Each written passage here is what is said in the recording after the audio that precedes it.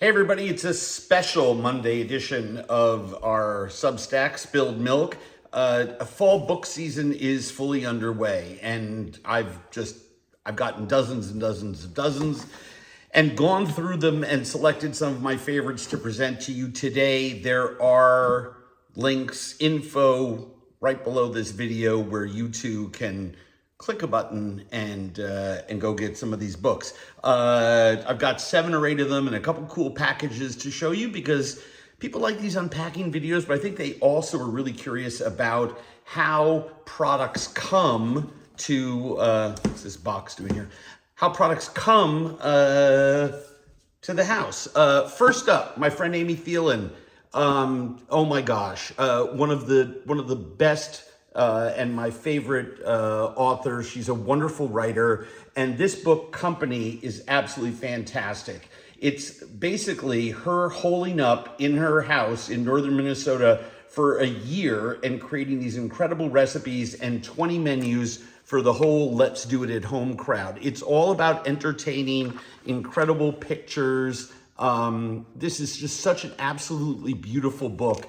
And because I've had the opportunity to dine at her house, I know how seriously Amy takes entertaining. And this book is all about having people over, even if it's just members of your family who get to eat there every night. Made in Taiwan, Clarissa Wei's incredible ode to all things Taiwanese. And I mean, really Taiwanese. Here's the deal.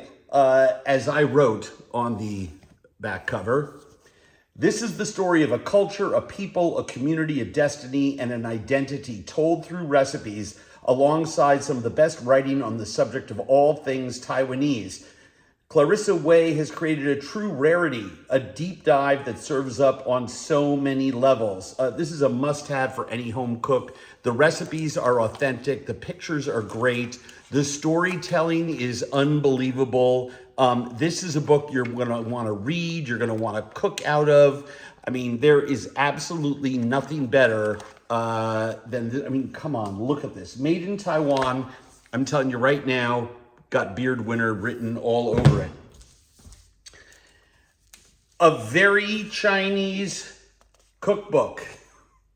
I love this book. It's from James Beard Award winner Kevin Pang, my friend, and his dad Jeffrey, host of the hit America's Test Kitchen video series Hunger Pangs. Get it?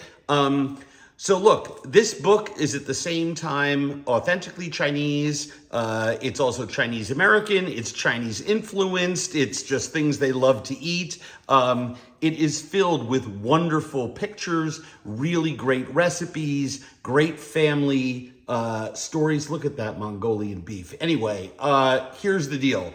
All things Chinese, you are absolutely going to love this book. Let me read something to you that Martin Yan wrote. Kevin Pang and his father make a wonderful team, a dynamic duo in their kitchens and their lives. This book is filled with traditional Chinese home-cooked recipes unknown to many. And that is true. So anyway, get on a very Chinese cookbook. Rice. Let me just tell you something. J.J. Johnson, huge personality, fabulous chef. But in this book, in The Simple Art of Rice, he offers a love song to arguably the world's most popular grain. I'm going to put it up there. Maybe not by volume. Maybe wheat is consumed more, but rice, I don't know, more fun. There are rice salads, rice entrees, soups, comfort foods, beautifully photographed. Just look at this stunner of a book. What's great is there are lots of awards given to books that are single subject. And in single subject, not gonna lie, I think this one's got Beard Winner written all over it too. I love Italian food. I especially love Sicilian food. And in this brand new book from Fabrizia Lanza, who self-defines herself as a hungry anthropologist. I too am a hungry anthropologist. has created an incredible pain to the foods of Sicily. Now, I love Sicilian food. I cook it a lot. I write about it a lot. I've had incredible experiences on that island. I mean, look, it's an island, so it has incredible seafood. It also has luscious valleys and wineries and mountains, and they raise incredible animals there. They make incredible cheeses there. So if you love Italian food, you're going to love this. Sicilian food has influenced my life in more ways than I care to tell you. Look at this. Look at those markets. I've been on this street, by the way, when it looks like that. I am in love with this book. Foods of Sicily, Recipes from a Sun-Drenched Culinary Crossroads. True. Shabbat. Depending on when you're seeing this, well, Adina Sussman is there a more prolific and award-winning cookbook author over the last 4 or 5 years? All the books that she co-wrote with Chrissy Teigen, of course, Adina's books themselves. I think every single chef that I know who goes to Israel, you have to make the time to spend with Adina, who lives in Tel Aviv. She's going to be in the Twin Cities in conversation with yours truly. So just stay tuned for more information on that. I think it's in a couple weeks at the end of September, beginning of October. But Shabbat, traditional Friday night meal. But this book is loaded with food that you're going to want to cook every single night of the week. It has been a long time since I saw a book that had so many incredible foods in there that I wanted to just cook absolutely everything in there. I mean, this thing is unbelievable. Look at this, just gorgeous. Roasted green beans and peppers. And of course, there is a recipe for the cover shot that I think has become fairly famous over the last month or so of her roasted chicken with figs and grapes that I made the day this book arrived, and it is absolutely out of control. So there you've got 6 books that you got to have. Let me give you a couple more. Cook Your Cravings. Here's a book from my friend Chef Karen Akunowitz called CRAVE. I mean, this is as big as it gets. Karen cooks so many different styles of food and has merged them into a singular sort of flavorful, cuisine shot through with, an Italian touch point that I think serves her so well. She creates some of the most craveable food. There's all kinds of things falling out of this. Of course, I turned to a blank page. Let's show you some of this beautiful cookbook. Photography in books has gotten so great. Pasta, kumquats, one of my absolute favorites, these grilled Romano beans. I mean, this woman can cook like it's nobody's business. And I mean, don't you want Karen to cook for you all the time? I know I do. Anyway, get CRAVE, fantastic book. Cookbook authors these days package up their books to send as gifts to their friends with all kinds of goodies. And so Buona Fortuna, hard to speak so many languages, contributed all kinds of goodies that I'm going to use for dinner tonight to go with CRAVE. What's the next one? Oh, this is a blast. So I'm a huge fan of leftovers. I like to cook once, eat several times.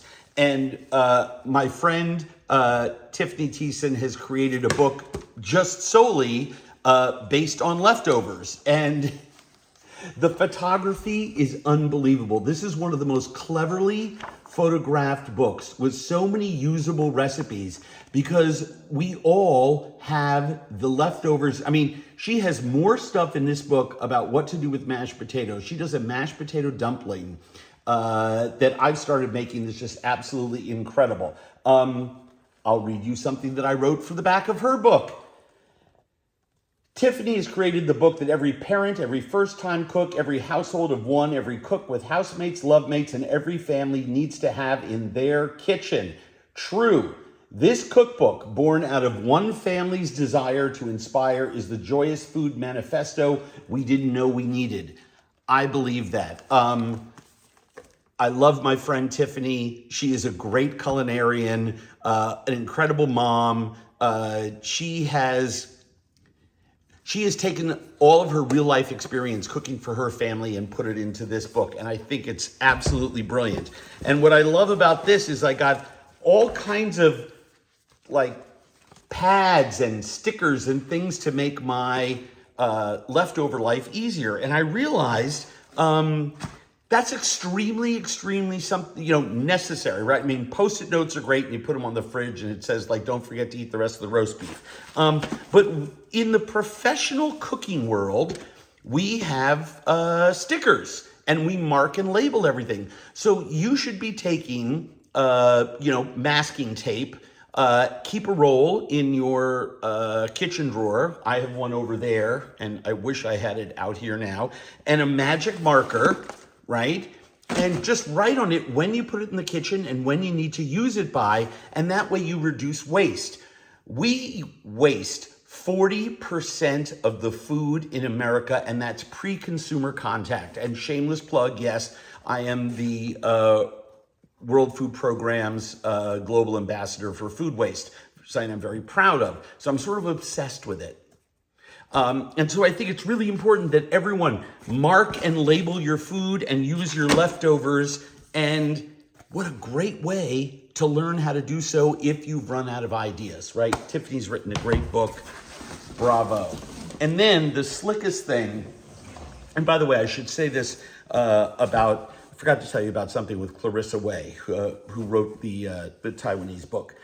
I met Clarissa, 15 years ago.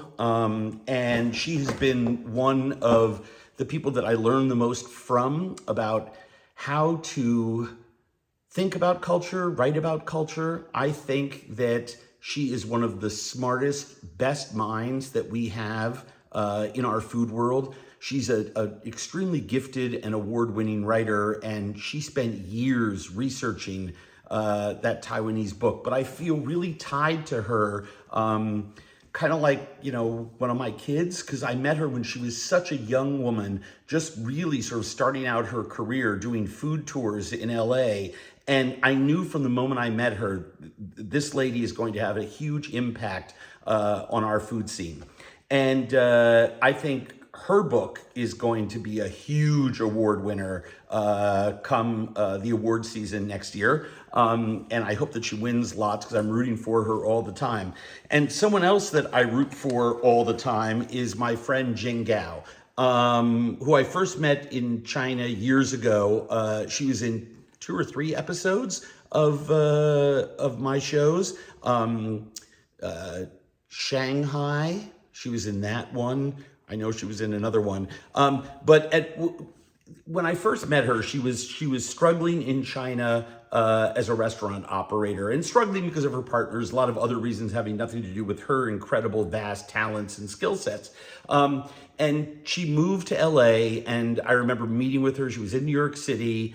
She had a little test jar. I got one of the first jars of what is now the famous Fly Beijing Sichuan chili crisp, and a little bottle of zhang sauce. And I devoured them from her. And she, I just kept rooting for her and pushing for her in every direction that I could. And she has created one of the most famous and fastest growing food companies in America. She sells dumplings. She sells peppers. She sells sauces.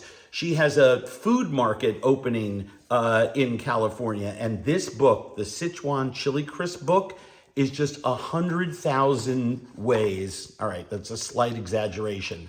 100,000 ways to use chili crisp. There's a beautiful picture of my friend Jing. There she is in Sichuan with big piles of Sichuan peppercorns. The photography in this book is absolutely amazing, and the food is absolutely out of sight. There's 100 ways that you can use her chili crisp, and she gives you so many different ways to do it, not just as a condiment, but as a serious ingredient in food. Her section on hot pots makes cooking easy. You don't need lots of fancy equipment, right? All you need is this book, The Book of Sichuan Chili Crisp from my friend Jing Gao. And it comes with these great, I don't know, postcards, right? All of these recipes are rooted in tradition, but adapted for the modern kitchen. You don't need lots of specialized equipment.